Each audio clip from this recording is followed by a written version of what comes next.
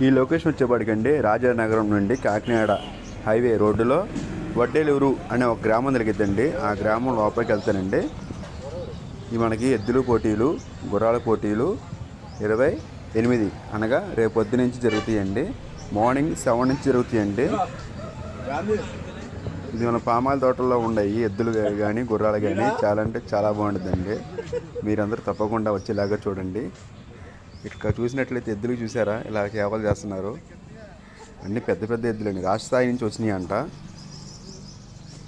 రేపొద్దున ఇంకా బాగుంటుంది అని చెప్పేసి అంటున్నారు. నేను కూడా ఇక్కడే ఉన్నాను ప్రజెంటు.